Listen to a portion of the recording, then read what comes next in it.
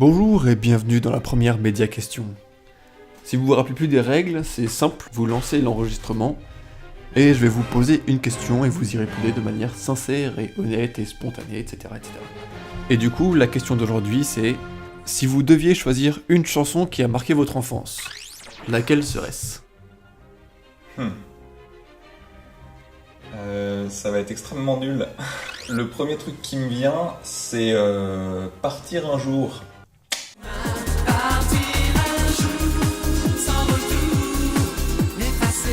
C'est la première chanson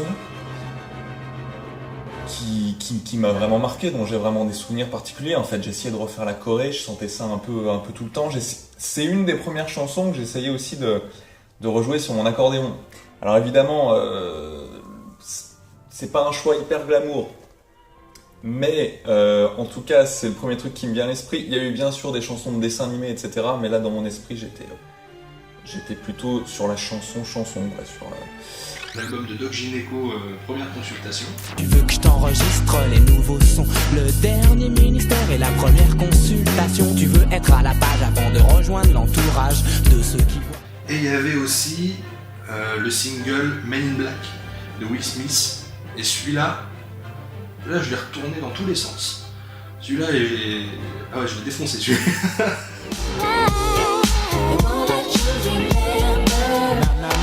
The good guys dress in black, remember that, just in case we ever face to face and make contact. The title held by me, M.I.B. means what you think you saw, you did not see. C'est très simple, je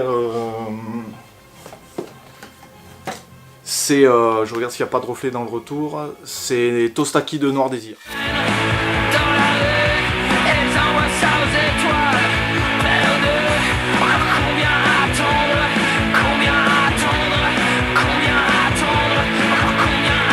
Pour moi, c'est la chanson qui m'a pas bercé, mais en tout cas qui m'a donné envie d'écouter de la musique, entre autres.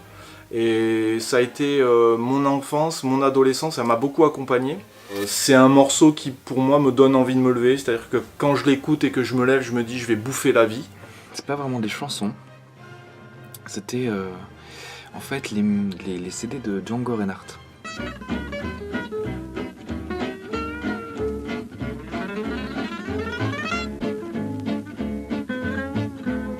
J'étais en cours de guitare au conservatoire et je me demandais, moi j'étais guitare classique et j'étais très très classique, je faisais que ça. Et je me suis dit, en fait, comment en jazz, comment les gars ils font pour jouer et improviser des choses en fait. Et moi je savais pas faire.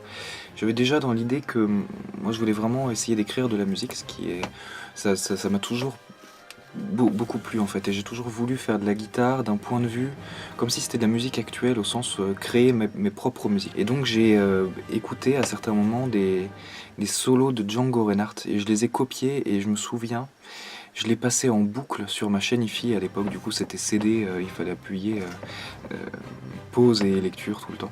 J'ai joué mais des heures et des heures et des heures durant pour essayer de retrouver les notes des solos de Django Reinhardt en l'occurrence. Moi, ce qui me vient d'emblée, c'est pas vraiment enfance. Je dirais que c'est début de l'adolescence. C'est le premier CD qu'on m'a offert avec le premier lecteur CD que j'avais. Je devais avoir 11-12 ans et j'ai eu le CD de Zebda. On a tombé la chemise. Oui, moi j'ai tombé la chemise. Le CD qui s'appelle Essence Ordinaire. Donc c'est un CD que j'ai beaucoup écouté, que je connaissais vraiment par cœur. Sur l'album, je me rappelle que mon père dans la voiture mettait l'album, moi je chantais, et des fois il coupait le son. Et moi je continuais à chanter, quand il remettait le son, j'étais calé exactement au même moment, je savais combien de secondes il y avait entre chaque piste pour que ça reprenne, sur quelle tonalité était, même si je connaissais pas le mot tonalité à l'époque, mais sur quelle note repartait la chanson d'après. Donc c'est un album que j'ai vraiment beaucoup écouté. Donc ouais, ce serait Tomber la chemise de Zebda. Désolé. Merci à tous d'avoir regardé cette média question. N'hésitez pas à vous abonner si ce n'est déjà fait pour ne pas rater les prochaines. Et on vous dit à très vite. Ciao!